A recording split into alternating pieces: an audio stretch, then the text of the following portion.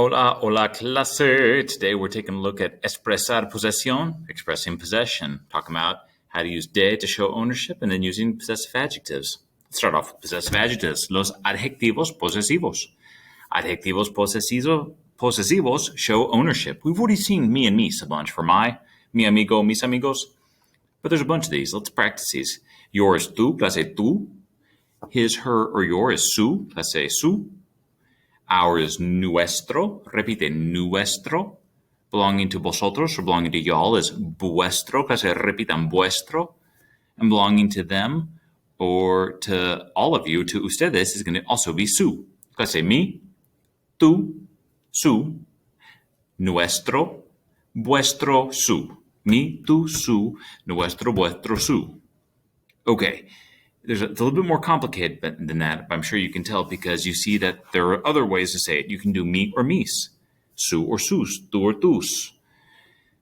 It's because they're adjectives. Remember last chapter we learned in Unit 1, Desafío uno and dos, we learned about adjective endings, how they need to match for number and for gender. So if you have one brother, it's mi hermano, but if you have multiple brothers, it's going to be mis hermanos. It's going to work that way with mi, mis, tu, tus, su, sus, and su, sus. Nuestro and vuestro have 4 different endings. Why? Because they end in a no, so it needs to match for number and for gender. So check it out. Nuestro hermano, our brother's nuestro, but our sister is going to be nuestra hermana. What would our sisters be? Can you do that one in your head or say it out loud? Our sisters would be, that's right, nuestras hermanas. Nuestras hermanas. That's possessive pronouns. Or possessive adjectives, pardon me. Not bad, right? Pretty easy. Let's take a look at de. They use the thing of the owner in Spanish, like this is the video of Mr. Ward or whatever. They don't have an apostrophe S in Spanish. In fact, they don't use apostrophes. S only makes things plural. So if you want to say, like, Tess's aunt, that's going to be the aunt of Tess, or la tía de Tess. Are you with me? You have to use this way. If you use apostrophe S, you will not be understood.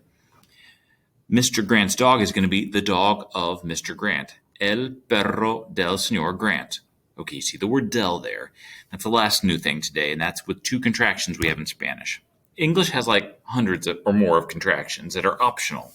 Spanish has 2 contractions, both of which are mandatory. They're not optional. You have to contract in Spanish when you can. The first one is the word de plus the word el equals del. De el means of the or from the. Notice it's the L with no accent mark. It's the L that means the, not the L that means he. The other one is a plus L equals all. All means to the. A means to, L means the, al. That's it for today. There's our possessives, possessive adjectives, the pronoun, preposition de, I lost it, and our 2 contractions in Spanish. Bueno, chao clase.